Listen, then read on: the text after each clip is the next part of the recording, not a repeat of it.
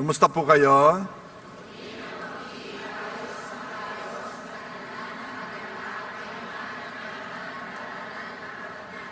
Amen. Amen. Amen.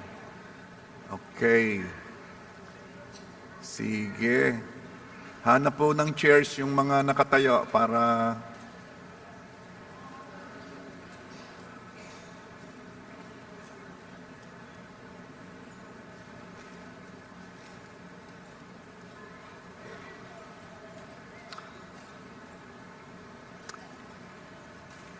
For this year, 2025, ang naging bukang bibig natin ay ano?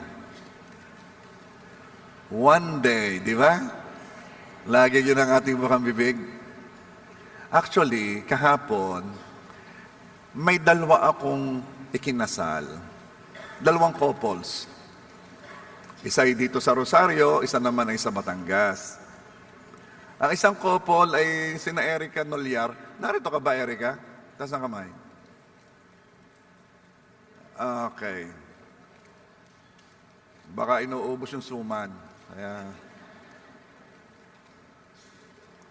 At sinabi niya na natanggap na daw niya finally ang kanilang one day.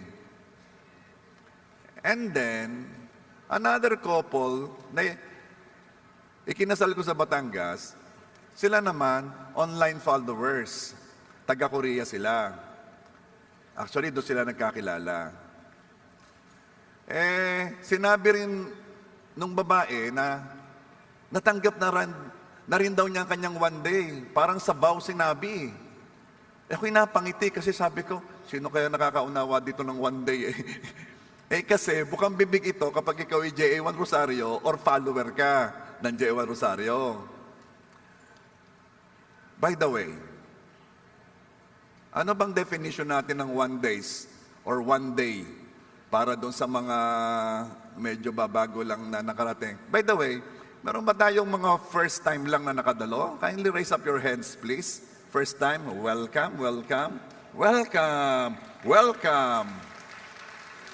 Welcome, welcome. Kasi parang nag-alangan siya eh. Okay. Gusto ko yung mga first time sa una nakaupo. Gusto ko yan. Usually yung mga first time doon sa kalikod-likudan, doon sa may akasya.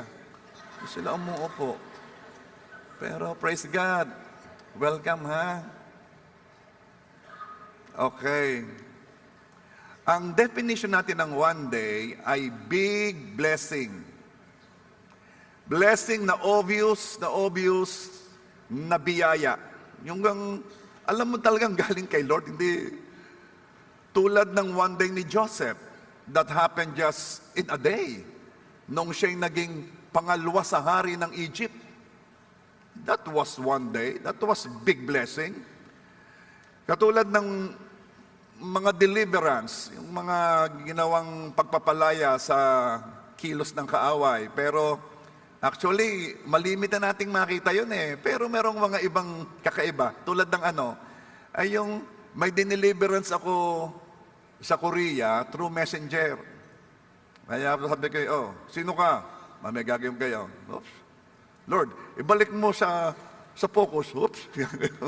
May messenger eh. Meron din ako dineliverance sa Israel through messenger. Sabi ko kakatuwa naman ng technology. Those are one days para sa mga tumanggap. Pero ang big blessings or one day, yan ay relative. Anong ibig sabihin?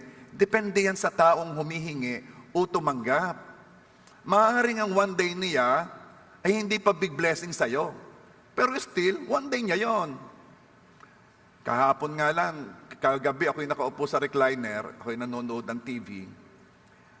Aba, yung dalawang apo ko nakaupo sa side ko. Sabi ko kay Denise, picturean mo kami. Kasi moment yun eh. Sa akin, one day yun eh. Sa akin big blessing yun. I really enjoyed it. Ano pa yung one day? Nagawa ko basta nasa baba ako. And then, umakyat ako. Ako pala hinahanap ng dalawang bata. Ay tamang Pagpasok ko sa room, nakita ko, para ka sila, yung tumang-tumang nakita ko, abay, naghabulan sa paghag. Kasaya ko ga, for me, it's big blessing, one day. So one day is relative. Ano? Maaaring sa iba'y maliit yon, sa iba'y malaki yon. Maaari namang ang big sa kanila yung talagang big. Blessing na miracle, or almost miracle na. Ano bang miracle? Ito yung pinigil o nilampasan ang natural laws. Suspension or superseding natural laws. Miracle ang blessing ni Joseph kasi sa natural, hindi yun mangyayari eh. Yung bang galing sa bilangguan, dinala sa hari, there and then, ginawang, pangalawa na ikaw sa akin sa pinakamakapangyarihan dito sa Egypt. Di normal yun. Di natural yun. Miracle yun. Dapat, makilala mo na siyang lubos ng hari. Dapat, nag-under ng training muna siya bago bigyan ng ganong kalaking authority. Kaya ang ma-promote si Joseph ng ganoong kabilis at kataas can be considered a miracle na.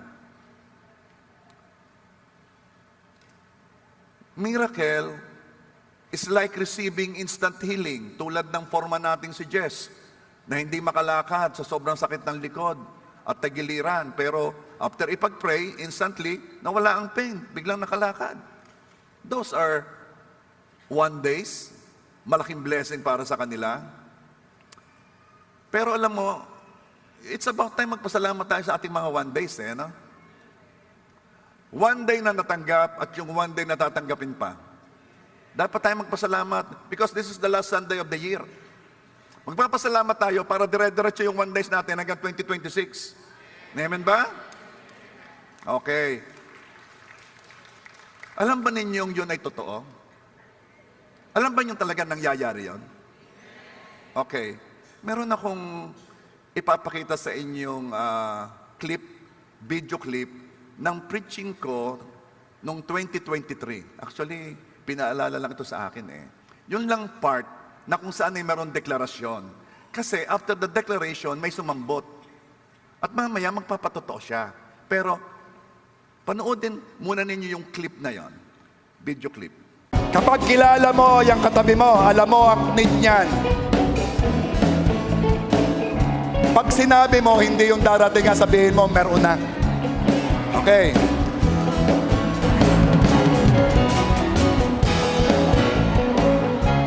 Kung yan ay naghahanap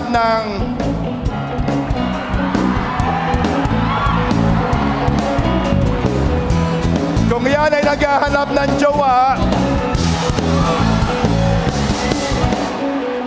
sabihin mo, may asawa ka na.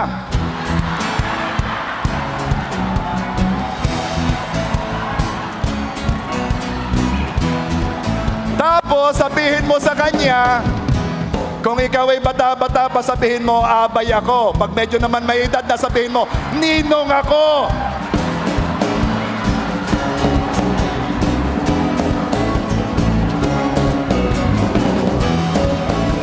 Ako naman ang magdideklara. Ako naman. Ako magkakasal sa'yo. Woo!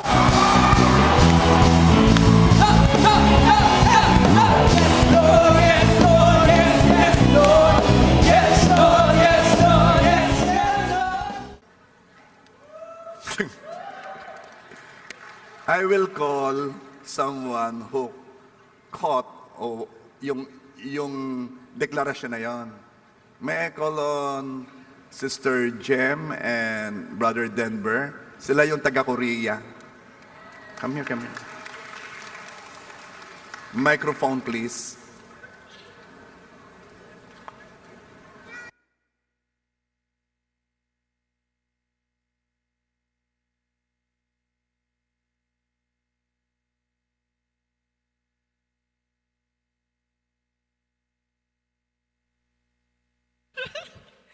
Hello po, magandang umaga po sa ating lahat. Una po sa lahat, salamat po sa Lord sa oras na ito. Tunay pong napakabuti ng Lord sa ating mga buhay. Gusto ko pong i-share sa inyo ang kabutihang ginawa niya sa akin. Matagal rin po akong naghintay ng makakatuwang sa buhay. Dahil desire po ito ng puso ko, pinanghawakan ko ang pangako ng Lord sa Genesis 2:18, "It is not good for a man to be alone. I will make a helper suitable for him."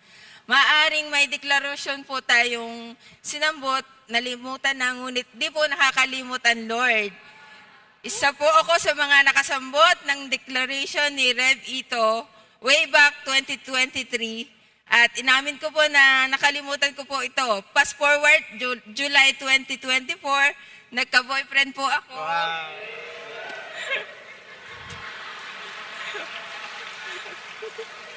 Hanggang sa mag-propose po siya sa akin ng March 2025.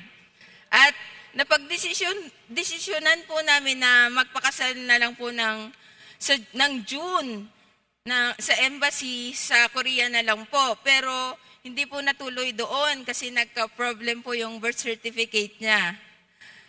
At nalungkot po ako noon hanggang sa dinala po ulit ako ng Lord sa preaching ni Rev 2023. Pinaalala niya sa akin na may sinambot akong deklarasyon noon na kahit wala pa akong jowa, sabihin ko nang may asawa na ako.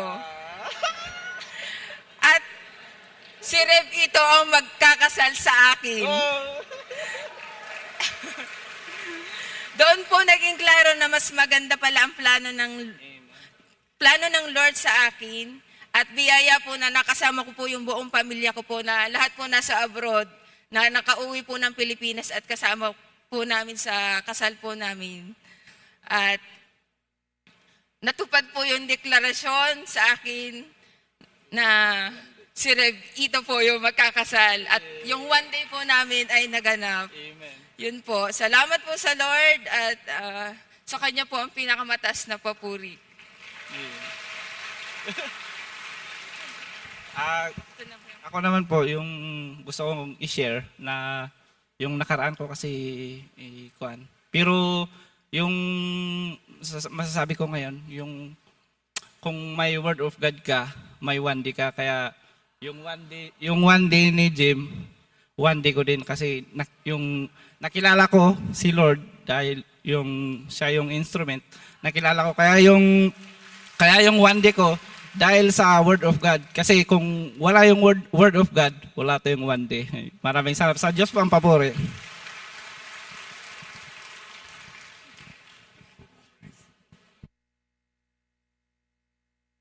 Praise God. Pakita nga yung picture na kinasal ko hapon. Yan. Okay. Makikialis na, pangit ang kuha ko. Ako'y marami nang ikinasal. May nakita ko mga lalaking umiiyak. Pero parang lately, parang bawal na umiyak eh. Parang lately, sa social media, parang si Luis na lang daw yata ang natitira eh na... Anyway, ngayon lang ako nakakita ng groom na hindi lang umiyak, lumundag pa. Ay, noon dadating si Jem, may katabi kayo, naglulundag kayo, ba? Utoy, dandahan. Katuwa. At sila po noong 2023, noong tumanggap ng deklarasyon na nampalataya, hindi pa sila magkakilala. Ang puntos, mahirap magkita ito eh. Si Denver, taga Mountain Province. Si Jem, taga Mountain Batangas. Paano mo pagkikitain yan? Alam mo kung saan nagkita? Sa Korea. Pero, ito ang aking point. Kapag ka si Lord na ang kumilos, kahit nasa saang sulok ng daigdig yan, dadalhin niya sa iyo.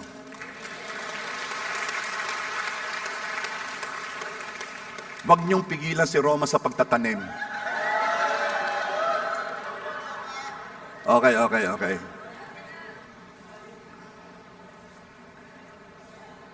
At kaya ako napangiti, noong siya'y nagbabaw, sabi niya, dumating na ang one day natin, ang one day ko. Sabi ko, wala man nakakaunawa yan, titin ng one day, kamilaan tatlo.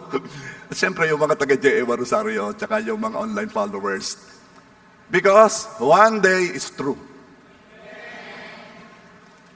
May kanya-kanyang panahon yan, ha? Kung ikay nananampalataya noon, sabi ni Jem, kung nalimutan mo na, si Lord hindi nakakalimot.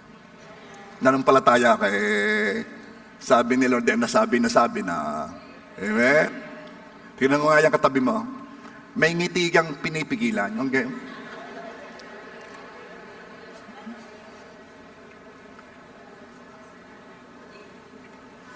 Tingnan ninyo, baka yung katabi mo na, di mo pa alam. Biglang lumipat ng upuan yung isa. Okay. Last service natin, which was Christmas, and that was Thursday, hindi pa naman ako ready mag-declare sa activation, sabi ko, 2026 will be a year of more. Of course, hindi pa kompleto. Let's wait na mabuo yung team. Pero it's something about more. Kaya, dineklara ko na, year of more. Now, this is my point. If one day our blessing we consider miracle, we consider na kung hindi miracle, almost miracle. If one day our blessings that we consider big blessings, and then if 2026 is the year of more, then the question is, what is the blessing which is more than the one day? Kaya ang title nito is More Than Miracles.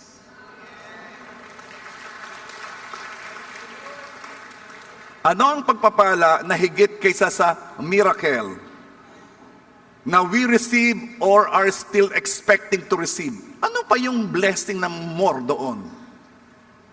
Yes, we serve a God of miracles, a God who make impossible things possible, at mananatili siyang miracle-working God because there is always a need for himala. Laging may need diyan. Pero gusto kong ito makapalo kayo. Gusto mo ba talagang tumanggap ng pagpapala through miracles lagi? Why? Kasi si Lord nagpapala din kahit hindi through himala. Nagpapala siya sa pamamagitan ng pagsunod natin sa salita. And we should call it just blessing. Another question, which is a more blessing to us? Yung nasa crisis ka, kaya kailangan mo ng himala para makalaya sa problema o makaahon sa problema, or yung nabubuhay ka na blessed, kaya hindi ka nangangailangan ng himala. Alin na mas gusto mo? Ang tumatanggap ka ng himala, ng kagalingan, o nananampalataya ka sa miracle of healing, o ang mabuhay ka sa pagpapala ng malusog na katawan na hindi mo kailangang manampalataya sa healing? There is a blessing which is more or better or greater than miracle. Gusto natin ng miracle. Sino ba naman may ayaw dyan? Gusto natin ng series of miracles, series of one days. Pero hindi ba natin naiisip na kaya kailangan ng himala ng isang tao dahil nasa krisis siya? Lord, maghimala ka. Kasi nasa krisis siya. Na kaya kailangan niya ng series of miracles dahil nasa series of need or crisis siya. I experienced that long time ago. Talaga namang ang dumating sa akin ay sunod-sunod na himala. Sunod-sunod na one days. Long time ago. Alam niyo kung bakit? Kasi at that time, ako'y nasa sunod-sunod na krisis. And what I need is himala. Again, ano ba ang mas mabuting blessing? Anong blessing na more than miracle? Is it receiving from God through blessings or answered or dahil sa pagsunod mo sa salita? Or receiving from God through miracles? Yung bang lubog sa utang, at nananampalataya ka na may gagamitin si Lord at sabihin sa iyong, ako nang bahala sa utang mo. Magkano gayon? Hoy, himala. Or yung pinagkakautangan mo pumunta sa iyo, o sige, nangusap si Lord sa akin, cancel ko na. Wala ka ng utang sa akin. Oh, himala. Yun ba ang gusto mo? Or, yung dahil namumuhay kang blessed, ay hindi ka nagkakautang, kaya hindi mo kailangan ng himala. Anong mas gusto mo? That's why my question is, ano yung blessing na higit sa himala? Miracle. Hindi natural. Hindi normal. Now, let's compare yung dalawang blessing na yon. Yung unang blessing dahil sumusunod ka sa salita, at yung blessing na talaga namang miracle kasi you are in a crisis. You need miracle. Miracle na lang talaga ang sagot. Anong pagkakaiba nila? Blessings prevent crisis. Miracles deliver you from crisis. Mas mabuting namumuhay ng blessed kasi naiiwasan mo na mapapunta ka sa krisis at mga ilangan ng himala upang maiahon ka sa problemang yon.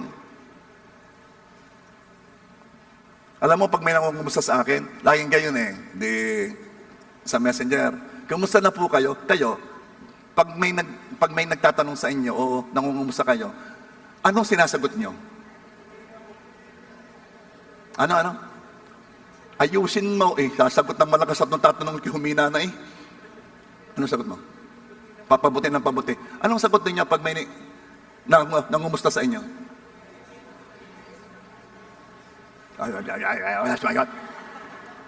Okay. Alam mo, malimit ako makumusta Siyempre yun ang una, kumusta na po kayo, Reb? Gusto ko nang yung magka-copy-paste na lang ako. Ano ang sagot? Pero alam mo, sinasagot ko, isa lang word, bless. Yun lang. Kumusta kayo? Bless. Bakit? Dahil mas gusto ko yon. Kaysa yung, kumusta kayo? Ay, tumanggap ako ng himala, salamat na lang. Dahil ibig sabihin, galing ako sa hindi magandang katatayuan, na kung hindi kumilos ang Diyos, nako. Pero pag sinabi kong bless, ibig sabihin, I am so blessed, I don't need himala. Now, do you understand me? That there is a blessing which is more than one day or himala. Okay. Let's differentiate again. Blessing is always a more abundant supply than a miracle. A miracle supplies what you need. Blessing is a continuous supply, kaya it is more than what you will receive in a miracle. Yung miracle, yehey, nasagot ang pangangailangan ko. Ayun for the day. For that moment. Ang blessing, continuous yon. Okay. Merong isang negosyante, big time tong negosyanteng ito meron siyang malaking grocery. Every year pala, may parapol yung supplier nila ng mga paninda. Mas malaking business yon. Iniipon lahat yung mga clients ng mga malalaking grocery. Pinagsasama-sama sa isang lugar. And then meron silang Christmas party at may parapol. Ang mga papanalunan, Fortuner, malalaki. Kasi sobrang laki namang umorder Talaga namang milyunan sa buong taon. So, depende sa yung orderin, yun din ang dami ng raffle ticket mo. Siyempre, gusto niyang mabundot siya. One day yun Big blessing yun. Pero hindi niya napapansin. Mas mabuti ang katatayuan niyang bless. Kasi, makakabili naman siya ng 10 Fortuner kung gusto niya Mas mabuti ang katatayuan niyo kaysa katatayuan na para magka-Fortuner, kailangan mo ng himala at manalo sa raffle. Blessing is always a more abundant supply than a miracle. Okay, let's differentiate. Miracles are a temporary fix, while blessings are permanent solutions. Aasa sa himala ng Diyos at tatanggap, pero ito'y para lang ma-extend ng ilang buwan. Para yung maniningili, wag mo na siyang kukulitin ng mga 3 buwan. Pagka 3 buwan, nariyan na naman. At mamaya, nangangailangan na naman ng himala. Salamat sa himala. Gusto ko ng himala, ha? We need himala. Pero dahil ito, himala, ay tinatanggap ng walang hirap, alam mo yung mga one day, sobrang biyaya yan eh. Talagang basta lang dumating sa iyo. Ang problema sa mga tumanggap ng himala, hindi nila natutunan paano nakukuhang pagpapala sa pagsunod sa salita. Marami sa mga taong may nagbayad ng kanilang utang, mamaya pa may utang na ulit sila. Bakit? Kasi temporary solution lang yon. Temporary solution lang yung himala na tinanggap nila. Bakit? Kasi walang nabago sa kanilang mindset. May nag-message sa akin eh, nangungutang para daw paghanda sa New Year. Kapag hindi nabago ang mindset, hindi ka makakawala sa utang. Bakit? Pwede ka naman hindi maghanda sa New Year eh. Pwede ka hindi bumili ng paputok, lumabas ka lamang. I-enjoy mo yung ginastusan ng iba. Oh, ang ganda noon. Ang ganda noon. Mas maganda yun. Diba? And then, paano naman ho yung sandali? Ako talagang nalilito dito. Christmas Eve, anong tawag doon? Noche Buena, New Year's Eve? Sigurado kayo? Anong ibig sabihin ng medianoche? Sino Espanyol dito? So, hindi nyo alam. Kainan daw sa hating gabi. At ano naman ang Noche Buena? Kainan din sa gabi. Okay, sige na, nagkaigin na tayo. Medianoche at Noche Buena. Miski magkalituhan, pareho ibig sabihin, kain.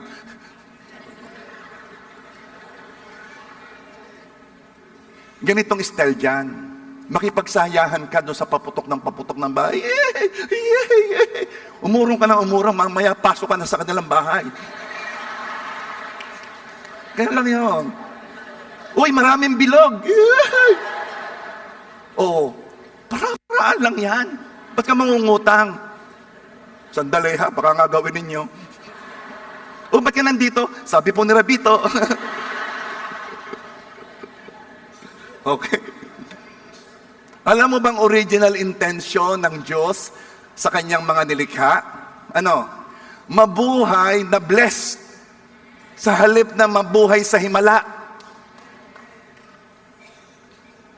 Kung hindi sinira ng kasalanan ang nilikha, ay walang mga ngailangan ng himala sa atin.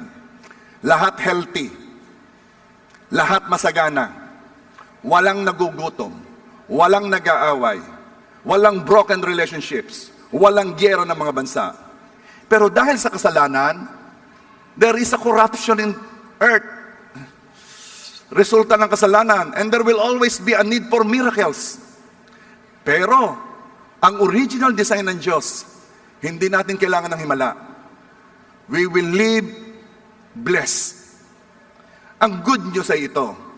Kahit ang mundo ay nagkasala, kasi nagkasala ang ating ninuno, si Adan at si Eva, hindi lang pinatawad ng Diyos ang ating kasalanan, tinubos at iniligtas din niya tayo sa sumpa ng kasalanan at pinagpala tayo kung tayo'y susunod.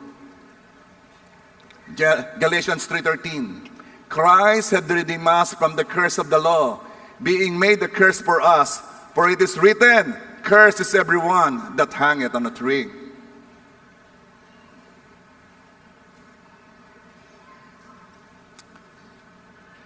By the way, hindi nila sinabi pero hindi ko alam kung ako'y merong permiso na sabihin Jem at Denver Actually, akin na lang yung aanuhin in general.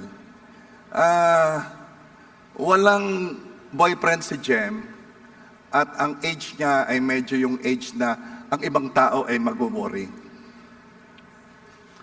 Pero, kapag may salita ang Diyos sa iyo at may pinapanampalatayanan ka, wala kang karapatang mag-worry. Ang kailangan mo ay manampalataya. Amen? Pwede ko ba sabihin ang age mo? Okay lang. Si Jem ay 36 years old. Si Denver naman ay 64.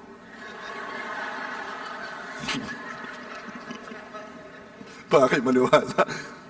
Anong kinakain sa Mountain Province? Bakit gano'n? Gulay. May dalang gulay sa akin yan. Susubukan ko. There are so many prosperity principles sa Bible na kung susundin natin ay we will be blessed. Lagi ko sinasabi pag nagkakasali, dalhin ng aras. Ang aras ay nagsisimbolo ng kasaganaan. Magugulat kayo ng mga hindi pa ninyo nababasa sa Bible na makikita ninyo, ang dami doong iniutos ang Diyos tungkol sa prosperity. Bakit siya marami iniutos? Kasi kalooban niyang pagpalain ng kanyang mga anak. Akin kasi, dinidescribe yung aras. Hindi maglalagay ang Diyos doon ng mga prosperity principles kung wala siyang intensyon na pagpalain tayo. At ang sinabi ng Panginoon, kung susunod tayo, we will be blessed. Are you there? Katulad ng Pastor, tithes. Malakay 3:10. Bring all the tithes into the storehouse that there may be food in my house. And try me now in this, says the Lord of hosts, if I will not open for you the windows of heaven and pour out for you such blessing that there will not be room enough to receive it. Tuwang-tuwa ako sa tithes. Babago pa lang ako yung Christian, tither na ako. Ganon din si Pastora Melody. Kasi, ang thinking namin, basta nakasulat, totoo. Wala nang explanation. Nakasulat eh. Malakay 3:11, look at the promises. And I will rebuke the devourer for your sakes, so that he will not destroy the fruit of your ground, nor shall the vine fail to bear fruit for you in the field, says the Lord of hosts. Alam mo, talking about tithes, nakaka-insecure sa isang Christian kapag hindi siya nagtatites. Kasi ang hindi nagtatites, walang proteksyon yung kanyang 100%. Of course, hindi ko ito babawasan ng tithes para buo ang akin. Sige, buo ang iyo. Ang problema, walang proteksyon. Kayo ba'y, familiar ba kayo sa basketball? Kasi sa basketball, there is a term called momentum. Yung bang nasa isang team ang momentum, na kahit yung kanyang kalaban, lamang na lamang, lamang ng 20 points. Pag ang momentum lumipat dito sa team na to, para bagang wala itong maling ginagawa, lahat ng shoot, kahit anong hirap, ay pumapasok. 3 points, 4 points, 5 points, wala na, no. Basta lahat. Yung mga pasa, ipinasa na. Sala ang pasa Sa goal pumunta, shoot pa rin Momentum, nasa kanya lahat. Nag-rebound. Ang bola, hindi malaman kung saan pupunta. Doon, bumaba. Sa walang may bantay. Nasa kanilang momentum At siniyot, 3 points. Ano ibig ko sabihin? Alam mo, ang pakiramdam noong team na wala sa kanilang momentum at nasa kabila. Sila gay discouraged. Bakit? Ginagawa na nila lahat. Binabantayan yung magaling. Hindi nila mabantayan. Shoot ng shoot. Ang dami nilang error. Unforced error. Bakit? Momentum. Alam mo, napasok sa aking isip. Ganon kapag kumilos ang devourer. Parang ginawa mo na lahat ng pag-iingat sa kayamanan mo. Ginawa mo na lahat. Pero pag talagang may karapatan siyang kunin yon, wala kang magagawa. Nasa kanya ang momentum. Bantayan mo ng bantayan. Wala, shoot na shoot yan. Okay. Nakaka-insecure sa Christian ang hindi mag-tithes kasi walang proteksyon ng kanyang pera. Hindi ilang taon ako hindi nagtitithes, ayos naman. Ay, hindi naman nagkukwenta ang Diyos annually. Pwede yang in 3 years, in 4 years, in 5 years, nung akala mong ingat mo na, biglang pak! Naubos ng walang kalaban-laban. I have talked to so many people. May nakausap nga ako Contractor. Sabi niya, back to zero ako, pastor Back to zero. Dati namamayagpag. Back to zero. Huwag mong isipin na kaya mo by your own self na ingatan. Mas maganda na may Diyos na nangako na siya ang sasaway sa maninira. Kung susunod ka sa kanyang sabi, ibigay mo ang iyong ikapo. Uulitin ko, sinong gustong siya namumuhay sa himala o namumuhay siyang bless? Dalawa yan eh. Kung namumuhay ka ng bless, sundin mo yung kanyang sinabi. Kung gusto mo mamuhay sa himala, ibig sabihin, nasa krisis ka. Nasa problema ka. Lord, himala. Biyaya, Lord. Ikaw na nakaupo sa trono ng habag. Lumalapit ako sa iyo.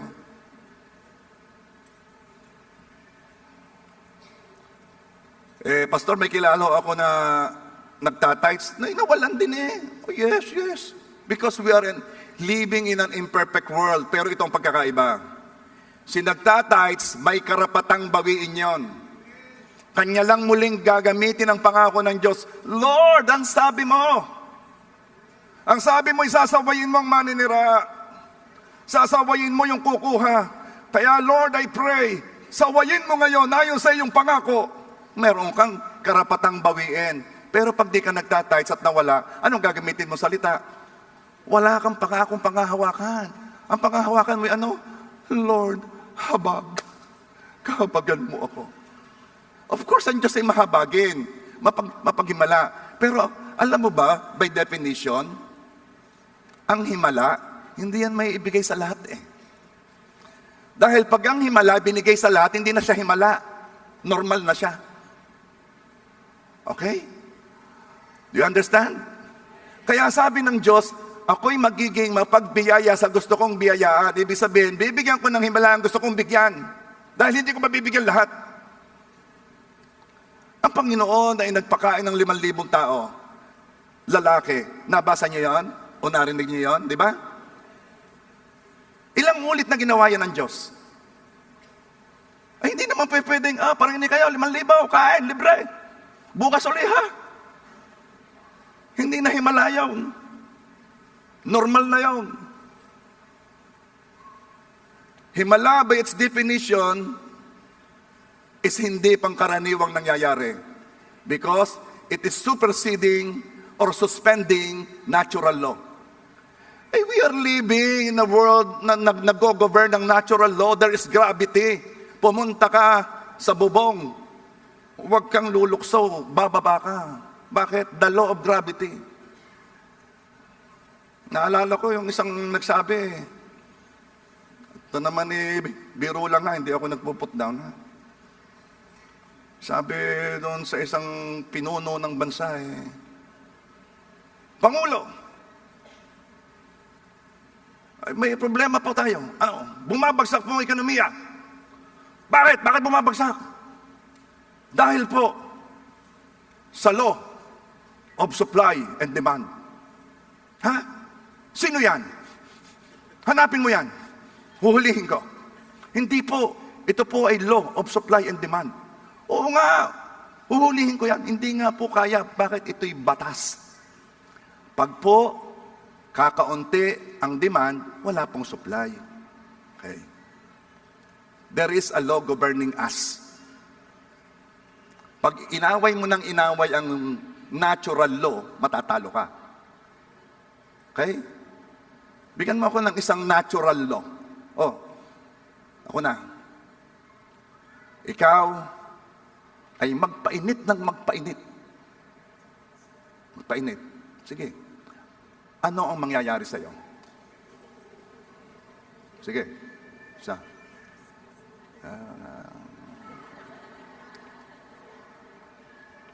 Okay. Ito. Pwedeng ma-sunburn. Pwedeng, ayaw ko. Puro negative sasabihin ko Pero ang puntos, kaya yun mangyayari kasi you violated a natural law na huwag mo masyadong iaharap ang iyong mukha, ang iyong katawan sa sobrang init. Kaya ano gang nilalagay natin pag tayo nasa initan? Anong nilalagay natin? Alkitran. Kino-cover natin. Naalala ko noon noong pandemic, ako'y nagka-COVID. Okay?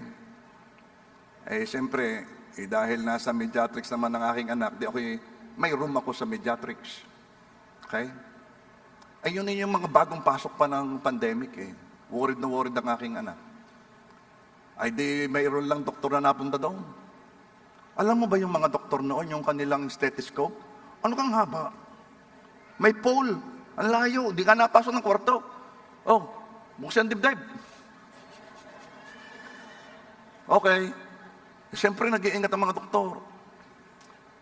Talagang yung x-ray daw ay di akin ang mga anak naiyak na, Doktora, kumusta po ang papa? Sabi ng doktora, nako, inay, nung nasa itaas, nagpe-Facebook. Wala naman ako nararamdaman.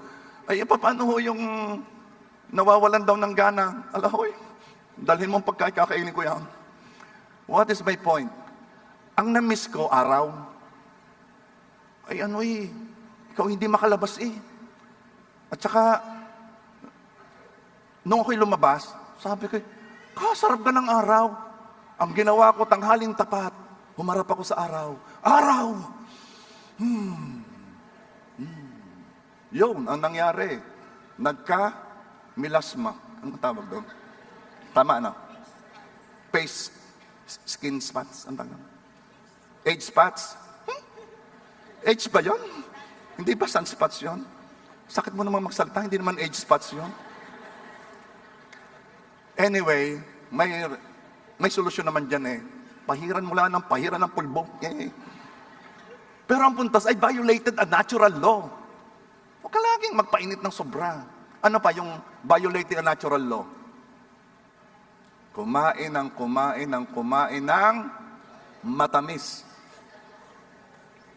Kumain ng maalat. You're violating a natural law. Hindi ka design para kumain yan. Lalo na't di mo ako kasama.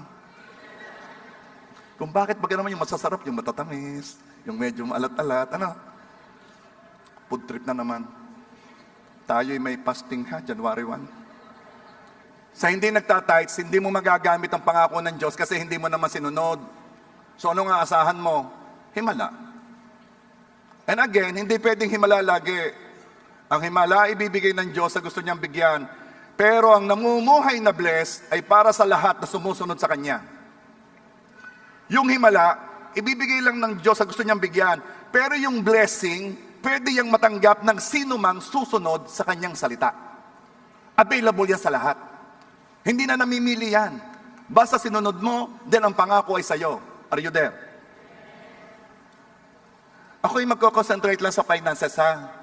Kasi maraming marami kasing blessing na hindi natin natatanggap because we are not following the Word of God. Katulad ng don't you know that your body is a temple of the Holy Ghost? At ang sabi doon ay, honor God with your body. Doon pa lang marami na eh.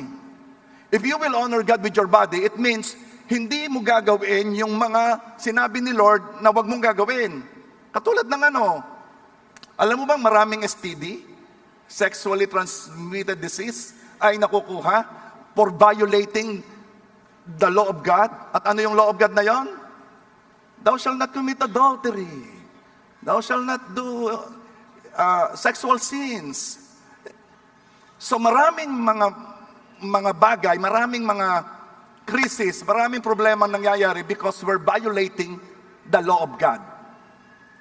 Pero hindi ako magko-concentrate doon. Concentrate lang ako sa isa kasi masyado tayong lalawak eh. Finances lang. Are you there? Okay. Ano ba yung mga batas sa finances? Bukod sa tithes. First fruit.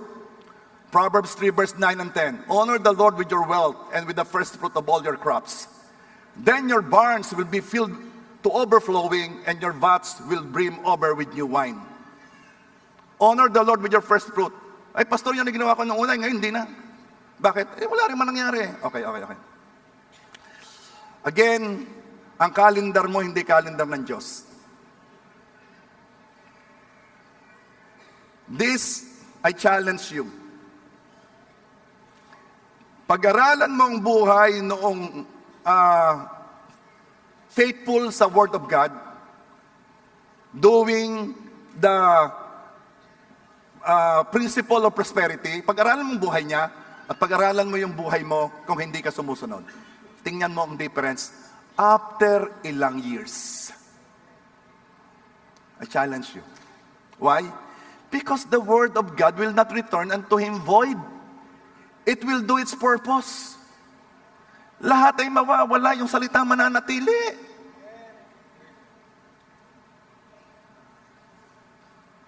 What you do now is not only for this year. What you do now is for your generation. Hindi lang ikaw napapagpala, pati anak mo, pati apo mo. Ganyan kasing kumilos ang Diyos. Siya'y nagpapala by generation. Are you there? Ano pa? Seed. Genesis 8:22, while the earth remains, seed time and harvest shall not cease.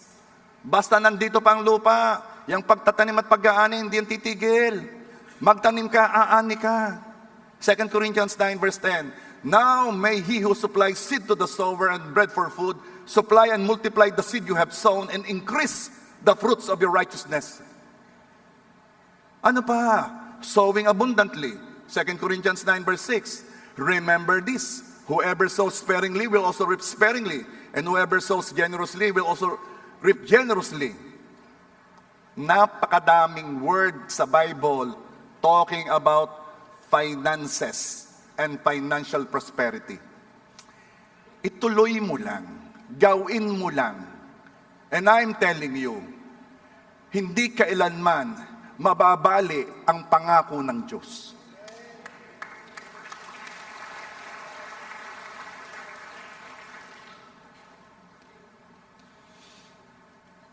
Tinuruan na tayo ng gagawin. Kahit sino'y makikinabang kung paniniwalaan ang salita ng Diyos. Walang magkukulang. Ito'y malimit i-describe eh. Walang magkukulang, amen. Pero gusto kong dagdagan, walang magkukulang kung hindi tayo matatakot na magtiwala sa salita ng Diyos.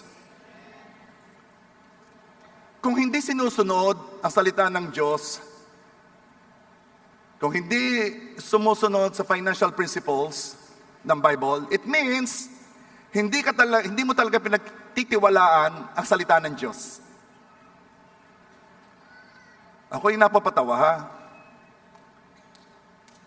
Kasi mas naniniwala ka sa politiko kaysa sa salita ng Diyos. Kaya ako'y napapatawa. Abay, bilib na bilib Yamat pag ako'y nanalaw, ipapakarsada ko ang daan niyo. Ay, meron na babasagin ko, ipapakarsada ko ulit. Pagkagaling na abay naniniwala Hindi kanya naiisip. Ay, ang nagsalita ay Diyos ng mga Diyos, hari ng mga hari. Walang simulat, walang katapusan. And then, hindi mo pagtitiwalaan ang salita niya. Salamat sa mga pangako ng Diyos. We live by the promises of God. And the just shall live by faith. Ito ngayon, ang kawalan ng pananampalataya sa pangako ng Diyos ang dahilan kaya pumapasok ang tao sa krisis. Aasa na lang siya sa himala ng Diyos. At siguro itatanggap. Pero ito'y para lang ma-extend ng ilang buwan ang supplies. Mamaya nangangailangan na naman. May tumanggap ng malalaking favor.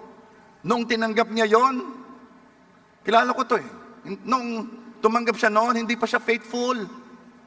Hindi pa siya faithful tither. Hindi pa nga siya faithful sa pagdalo. Tumanggap na siya ng malaking biyaya.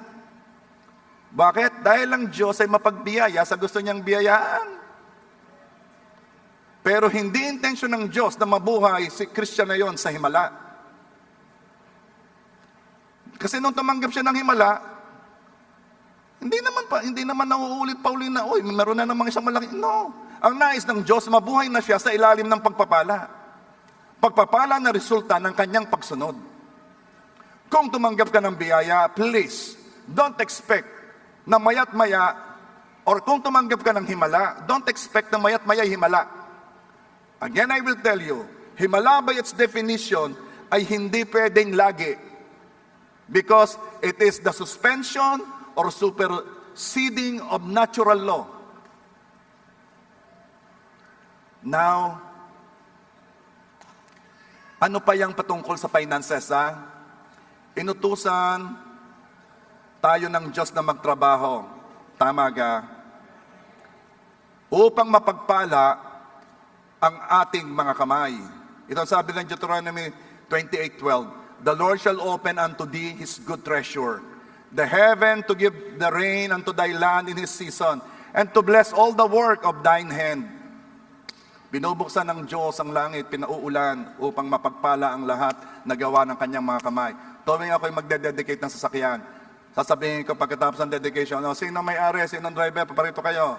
Lagay ang kamay, iaanoin ko ng oil at tideklarahan ko, Lord, bless everything that these hands will touch. Kasi alam ko yun ang pangako ng Diyos eh. Ito ngayon ang aking point. Paano yung hindi nagtatrabaho? Anong ibe-bless ni Lord na the work of thy hands? Kaya sigurado, mamaya nasa krisis yan. Mamaya, puro himala ang hihingin yan.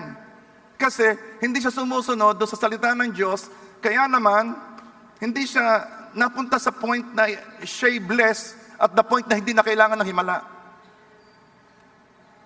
Hindi ganyo napapansin na kayo'y galit sa tamad. Tas ang kamay ng medyo alam niya na totoo yun. Tas ang kamay na alam niyang totoo yun pero ayaw niyang sabihin kasi baka magalit ang katabi. Bakit? Medyo hindi natin type ang tamad. Sense of justice. Maaari ka na may kitrabaho ng trabaho ng katabi mo, pahiga-higa lang doon. Para, ano kayo re? Ako'y pagod na din eh. Hindi man lang na sense of justice. Alam mo ka kung saan galing yan? Bakit ayaw natin sa tamad? Ito yun eh. May salita. Basahin ko sa inyo. Gusto kanyong basahin ko pa o iparamdam na lang ninyo sa iba. Okay. 2 Thessalonians 3:10. For even when we were with you, this we commanded you, that if any would not work, neither should he eat. Yung hindi magtatrabaho, huwag pakainin. Kung bakit baga naman siya pang malakas lumamon.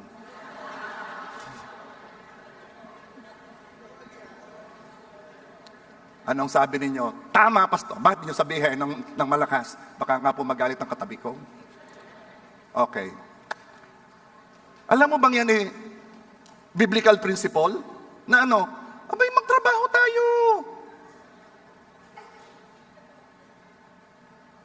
Inutusan tayo ng Diyos na magtrabaho.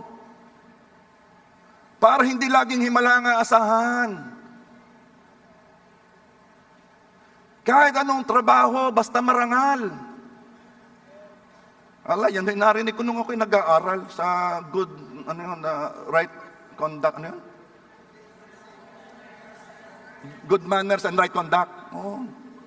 Absent ako pero, yung basta marangal, ay, hindi rin naman may, tsaka kakaunti naman ang kinikita, kulang pa Ay, mas magaling sa wala. Ay wala rin nung natitira. Ang di mo alam, maraming nabubuong karakter sa'yo habang nagtatrabaho ka kaysa nasa bahay ka lang. Una, nadidevelop ang iyong social skills. Ikaw ay nakakabuo ng network. Ano yung network? Yung mga taong kilala mo na someday, baka dumating ang puntos yan, may mapuntahang mas maganda, ikaw ay maalala. Kasama ko nga pala dati sa trabaho si nasaan kaya ngayon at matulungan? Kasi nakabuo ka ng network. The skills you learn, experiences na hinahanap ng ibang company if you want to transfer employment. Maraming nagaganap, hindi lamang sweldo yan.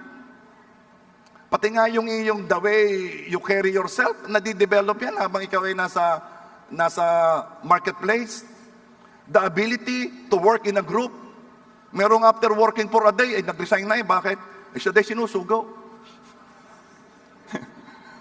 If you listen sa kwento ng mga OFW natin, racism is real. Talagang sila'y, ano doon, ano nga ang word doon? Dinidiscriminate.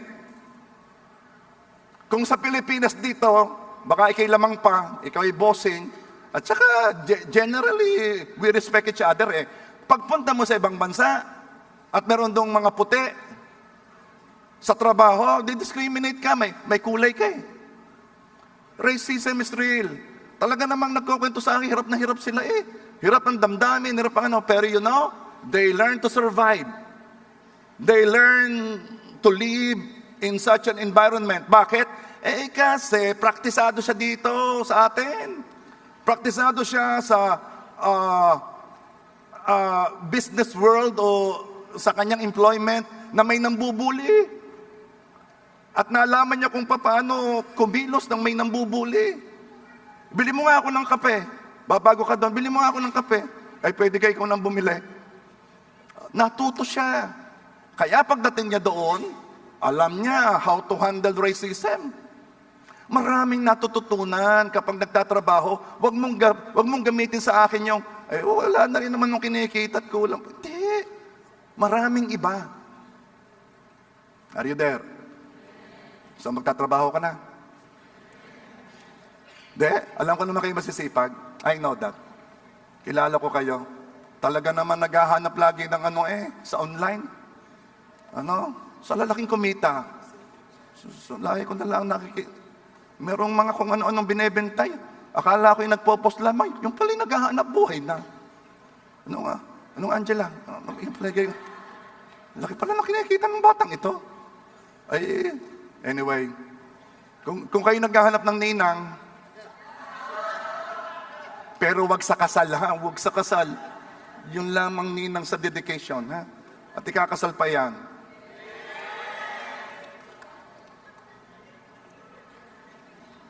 Pag mag-usap kayo na tinanggap na, matuto kayo kay Jem at kay Denver. Wala pang boyfriend, di pa kilala si Denver. Aba, nagpe-prepare na yan. Okay, are you there? We rather be blessed than be in need of a miracle. Dahil ang himala ay unnatural, hindi siya lagi. May batas na kumikilos sa kanyang nilikha. Minsan ay kanyang nilalampasan yon, pero laging bumabalik sa natural. Ano ang blessing ni God at paano ito matanggap? Ang blessing ni God ay hindi things. Ang blessing ni God will produce things. Ano po yan? Yung mga pangako ng Diyos na nagsimula sa blessing kay Abraham. May pangako ang Diyos kay Abraham. Basahin ko sa inyo, Genesis 12 verse 2. I will make you into a great nation and I will bless you. I will make your name great and you will be a blessing. I will bless those who bless you and whoever curses you, I will curse. And all people on earth will be blessed through you. Ang ganda ng pangako kay Abraham ay anong kaugnayan ko kay Abraham? Nung ikaw ay naging Christian, nung tinanggap mong Panginoong Jesus, dumuktong ka kay Abraham. Dumuktong ka sa pangako ng Diyos kay Abraham. Hindi lang yan, marami ng sunod-sunod pang mga pangako. Pero because tayo dumuktong kay Abraham, lahat ng pangako sa lahi ni Abraham, atin din yon. Pwede nating panghawakan. Ano ang blessing ng Diyos? Saan ito nakalagay? Sa kanyang salita, sa kanyang pangako. Hindi ka binigyan, ito ang blessing, sasakyan, ito ang blessing, bahay. No, binigyan ka ng pangako. At yung pangakong yon ang kayang mag-produce ng material things. Are you there? Now, nag-concentrate lamang ako sa finances kasi napag-alaman ko, maraming yon ang himalang hinihintay. Lord, himala. Kaya yun muna. Sa bandaman na diyan, we will talk about relationships, we will talk about health. Pero sa ngayon, if you want to live in blessing rather than himala after himala, himala is good ha, gusto ko yan. Pero mas gusto ko yung ako'y dumating sa puntos na hindi ko na kailangan ng himala. Because I am blessed. Kumusta kayo?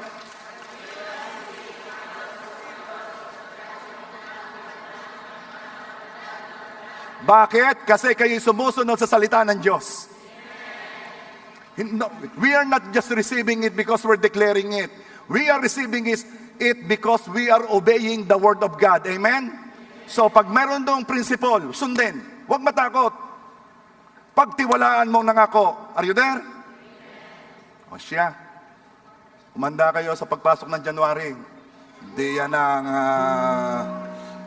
deklarahan na yan. Ngayon is end of the year. Last Sunday to ng year na to. Siguro naman it's about time na talaga tayo magpasalamat. Ha? Alam mo ba yung hindi kayang i-discourage ng kaaway? Siya na mahilig magpasalamat. Paano magdi-discourage na lagi nagpapasalamat? May I invite everyone to stand up, please?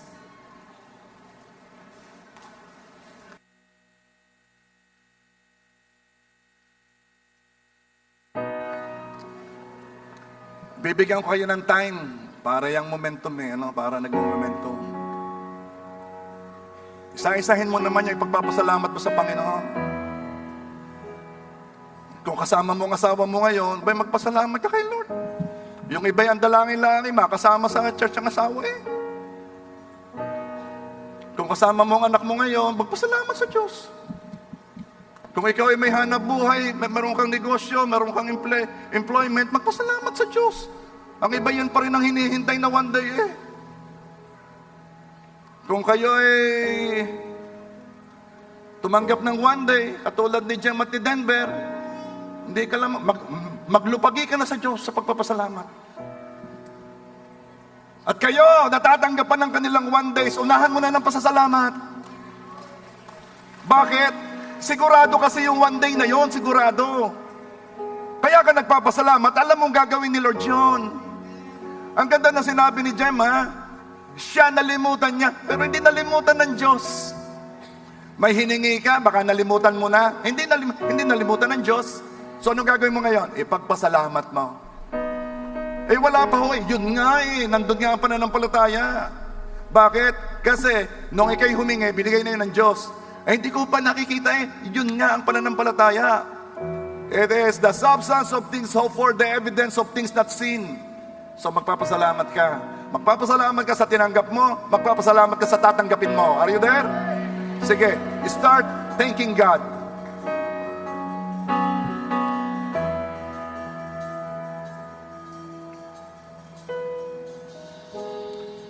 Salamat po sa pamilya. Salamat po sa kinita. Salamat po sa kalusugan. Salamat po sa mga travels. Salamat po sa protection. Sige, come on. Salamat po sa mga taong pinadala nyo sa akin, nagmamahal sa akin. Salamat po sa pagbabagong nangyari sa aking mga mahal sa buhay. Salamat po nakatapos ang aking anak. Salamat po sa aming tahanan. Salamat sa aming sasakyan. Salamat po, Lord God, sapagkat nakilala ko po kayo. Nagpakilala po kayo sa akin. Salamat at dinala niyo ako sa church na ito, Panginoon. Salamat po, Lord God, kami buong pamilya ay naglilingkod sa iyo. Sige, come on. Sige. Let the last Sunday be the day of the year, be the day na pinupuno mo ng thanksgiving ang langit.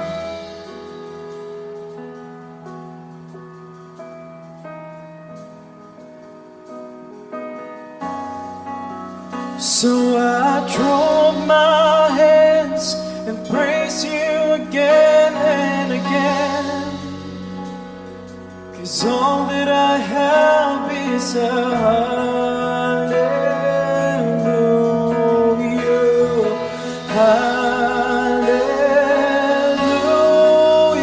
And I know it's so much, I've not nothing else fit for thee, except for a heart singing hallelujah,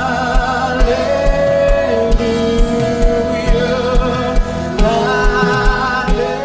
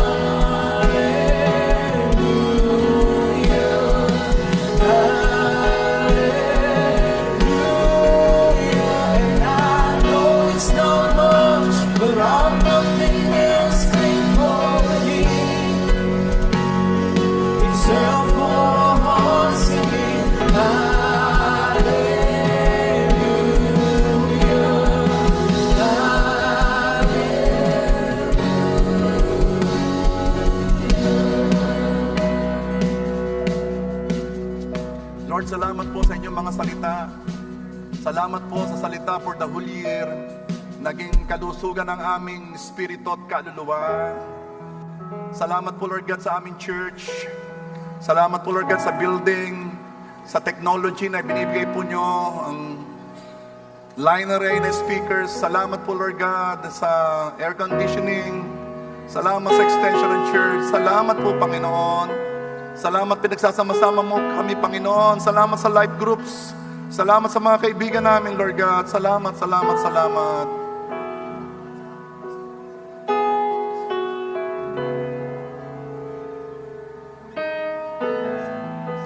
Salamat, Lord, sa aming life group leader. Salamat po, Panginoon, sa mga pastors ng church. Salamat sa mga leaders ng church, O God. Salamat because they are your gifts to us. Alam mo, laliman mo ang pagpapasalamat. Bawat maisip mo kahit maliit, sige, continue thanking God. Bakit? Yan lang naman ang magagawa mo, magpasalamat. Ano ka naman ang may ibigay mo sa Diyos? Kundi ang pasasalamat at pagpupuri. Kaya yan lang magagawa mo. Kaya punuin mo ang langit ng pasasalamat. Go, come on. Maliit, malaki. Pasalamatan mo si Lord.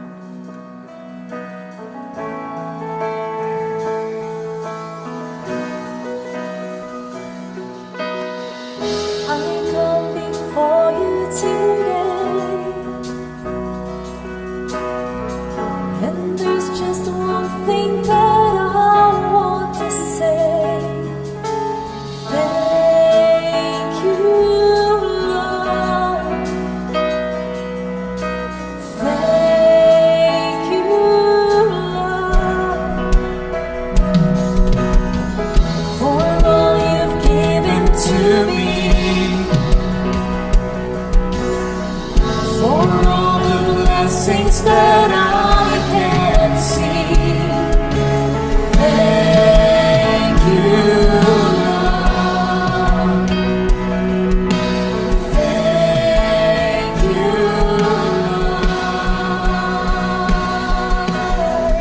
With a grateful heart, with a song of praise, with an outstretched arms, I will bless your name.